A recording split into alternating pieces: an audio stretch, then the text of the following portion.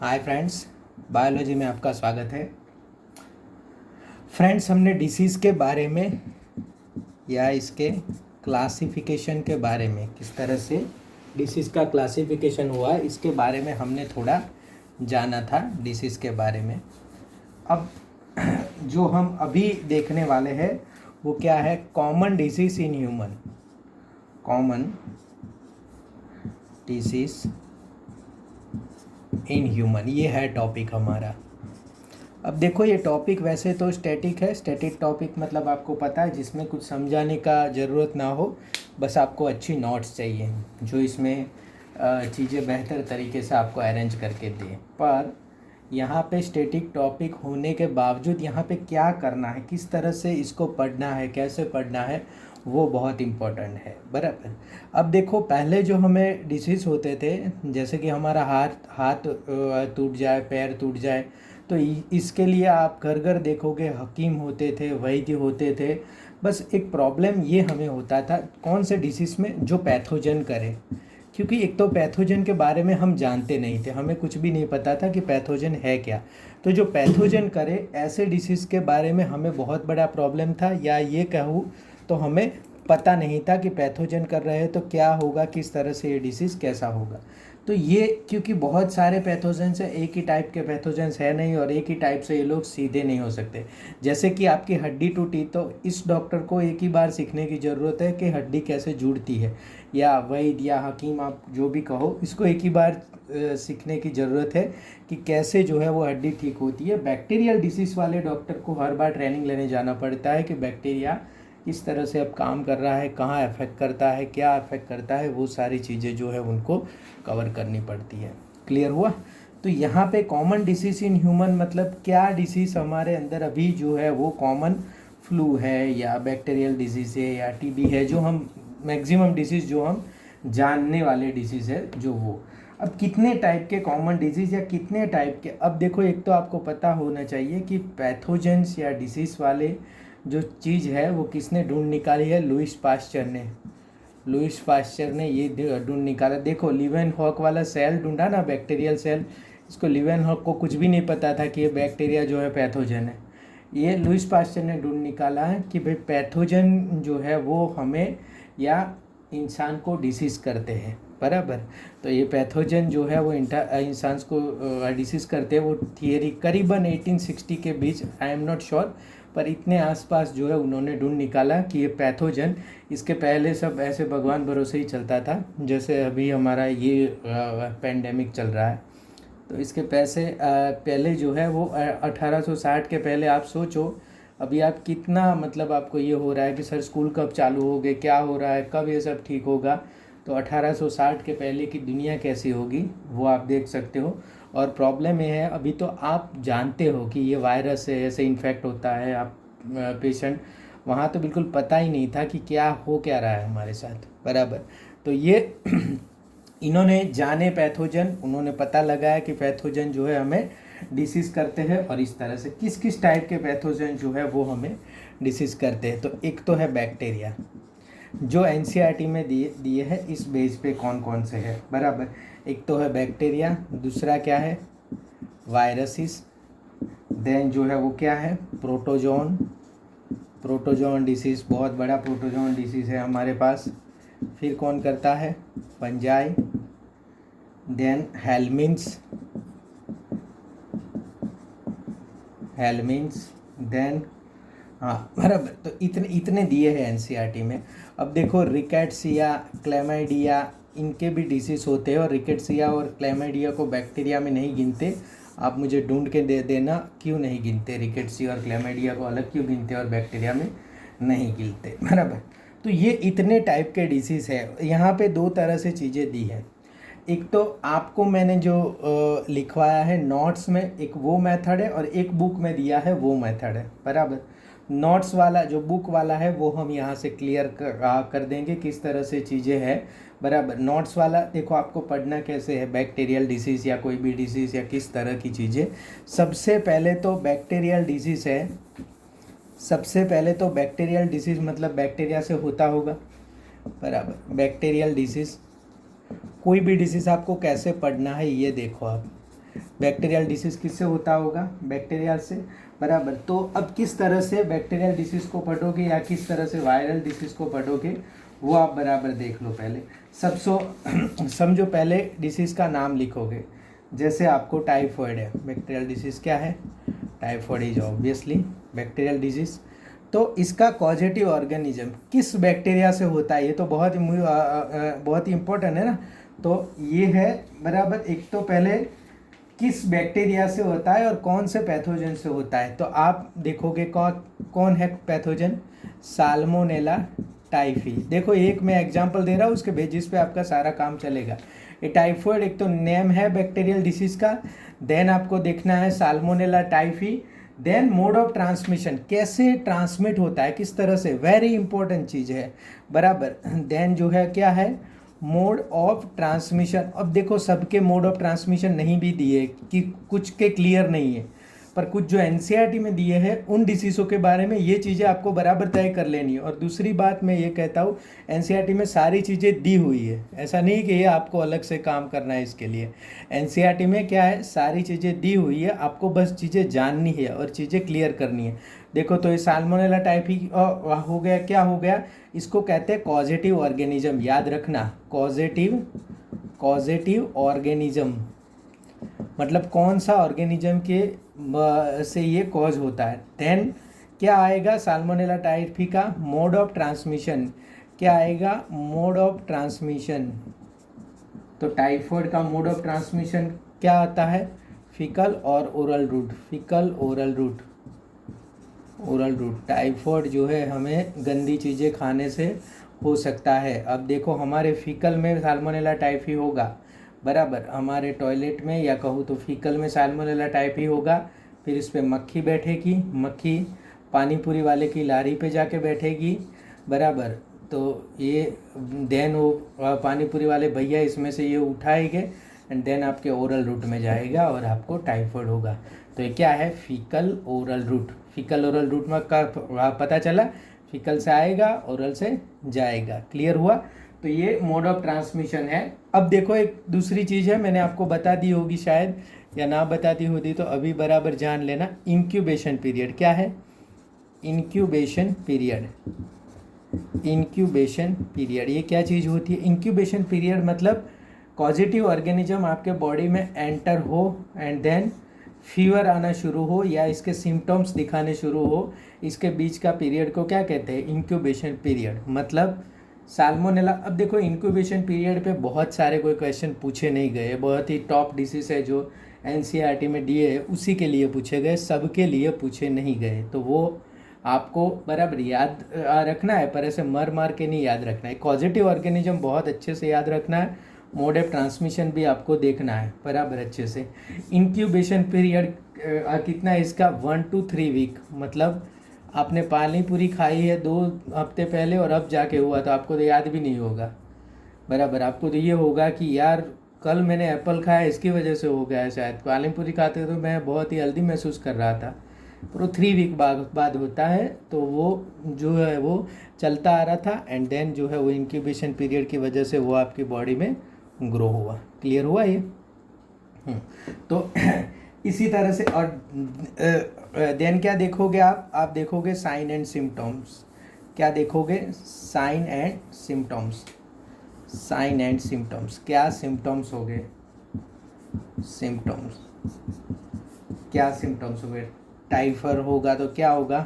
High fever. देखो typhoid का fever बहुत हाई आता है, थोड़ा बहुत फीवर होता है तो वो टाइफॉइड नहीं होता। पल्स रेट लो, पेशेंट एब्डोमिनल पेन होता है, फ्रीक्वेंट स्टूल पास होता है, बराबर। और जो है उसका यहाँ डायग्नोज कैसे होता है? डायग्नोज देखो सब्जेक्ट सबके डायग्नोज नहीं दिए, पर जिसके दिए हो आपको बराबर याद रखना है। विडाल टेस्ट है, कौन सा है? विडाल टेस्ट है। तो डॉक्टर जैसे ही विडाल टेस्ट लिखे आपको समझ जाना है कौन सा लिखा है? टाइफॉइड के लिए लिखा है। क्लियर हुआ मामला? आपको एक चीज़ के लिए कितनी चीज़ जाननी है और सेंटेंस में से क्या उठाना है, सेंटेंस में क्या लिखा हुआ है और आपको किस तरह से उठाना है। अब जो है मैं आपको बुक में क्या लिखा है हाँ, खांसी मुझे ऐसे ही है, कोरोना की नहीं है, तो ऐसी चिंता मत करना। हाँ, तो ये बुक में क्या लिखा है, किस तरह से लिखा है, वो हम देखेंगे ताकि आपको पता चले कि रियल सेंस में चीज़ों को हमें जानना कैसे है, किस तरह से रियल सेंस में चीज़ों को जानना है। देखो ये आपका टॉपिक क्या है, common diseases in humans. Wide range of organism belong to bacteria, viruses, fungi, लिखा है ना, bacteria, viruses, fungi, protozoan, helminth, ETC could cause disease in man. Such disease causing organism are called pathogens. इसमें से ये सब जो है वो क्या है, पैथोजेंस है, बराबर। Most parasites are therefore pathogens as they cause harm to the host by living in them. अब देखो पैरासाइट एंड पैथोजन के बीच में फ़र्क है, बराबर। देखो एनसीईआरटी को ऐसे मस्ती में मत पढ़ना, बराबर पढ़ना। यहाँ पे क्या बोला है, most parasites are therefore pathogens as they cause harm to the host by living in them. तो अब इसमें क्या दो वर्ड आए हैं, पैरासाइट आया है एंड पैथोजन आया है। तो कब पैरासाइट होगा और कब पैथोजन होगा? पैरासाइट तो कोई भी अगर हमारे अंदर रहेगा तो वो है पैरासाइट, हमारा खाना खाएगा या हमारा सेल या टिश्यू यूज़ करके काम करेगा, वो parasites. But when you use pathogen, जब वो अंदर हमारे अंदर रह के हमें हार्म करेगा या डिसीज़ करेगा, देन उसी पैरासाइट को हम पैथोजन कहेंगे। क्लियर हो गया?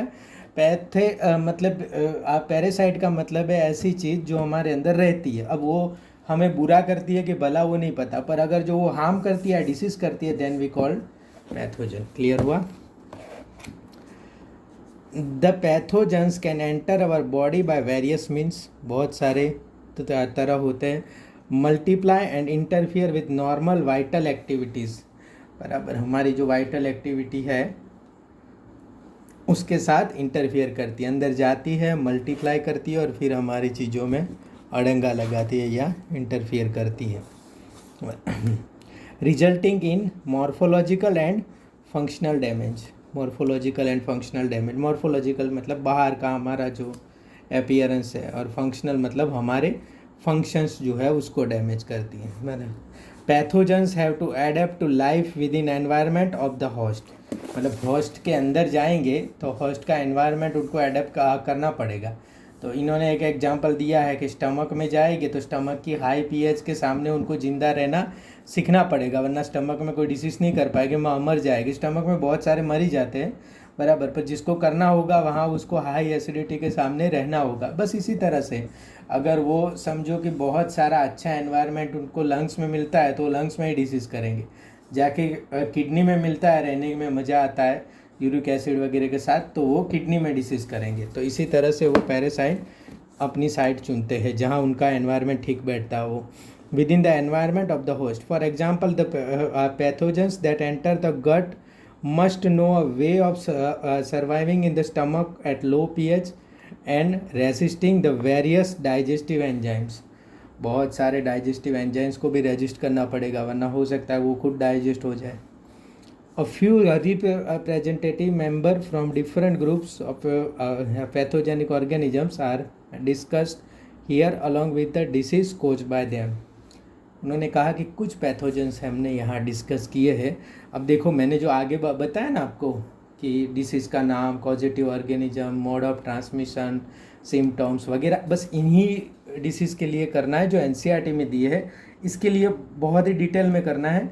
बाकी जो है सिम्टम्स पे क्वेश्चन आपको मुझे नहीं लगता जल्दी आए। देखो सिम्टम पे क्वेश्चन 12th के लड़कों को बहुत ज़्यादा सिम्टम्स पे क्वेश्चन बनना कोई सेंस नहीं बनता। आपको डिसीज़ जानना है एंड कॉजेटिव ऑर्गेनिज्म जानना है एंड डायग्नोसिस के लिए अगर टेस्ट हो तो टेस्ट जानना है। सिम्टम्स जो है अगर आप कर सको तो ही करना। हाँ, यहाँ पे दिए है जो एनसीईआरटी वो आपको बराबर रट के अपने कंप्लीट कर देने। बाहर के जो नोट्स में दिए सिम्टम्स को आपको इतना नहीं करना है कि सिम्टम्स में क्वेश्चन पूछेगा तो वो बहुत ही हार्ड क्वेश्चन होगा, क्योंकि बहुत सारे डिसीज़ के सेम सिम्टम्स है। किसी के अलग सिम्टम्स हो तो उसको ध्यान से आपको करना है, बराबर। Briefly described disease caused by them, preventive and control measure against this disease in general also briefly describe. अब देखो उन्होंने पहले क्या डिस्कस किया है, टाइफाइड, बराबर याद रखना। पहला क्या लिखा है, सबसे पहला salmonella typhi is a pathogenic bacterium which cause typhoid, मतलब कॉजेटिव ऑर्गेनिज्म क्या है, साल्मोनेला टाइफी, मतलब साल्मोनेला टाइफी बैक्टीरिया का नाम है। देखो बैक्टीरियम, एक बैक्टीरिया को बैक्टीरियम कहते हैं, बराबर, bacteria which cause typhoid fever in human beings. This pathogen generally enter the small intestine, देखो साइट है, बराबर याद रखना। ऐसे ऐसे क्वेश्चन आते हैं, फिर आपको लगता है वो बहुत ज़्यादा ही डीप पूछ लिया। साइट ऑफ एक्शन है, स्मॉल इंटेस्टाइन में जाएगा तभी वो एक्शन कर पाएगा, बराबर। Enter the small intestine through food and water contaminated with them and migrate to, मतलब वाटर या फूड जो कॉन्टामिनेटेड है पानी पूरी वाला, इससे जाएगा with them and migrate to other organ through blood, बराबर। फिर स्मॉल इंटेस्टाइन में जाएगा एंड देन अलग अलग ऑर्गन पे जाएगा ब्लड के through. Sustained high fever 39 to 40 degree, weakness, ये आपको याद रखना है, फिर बराबर याद रखना है।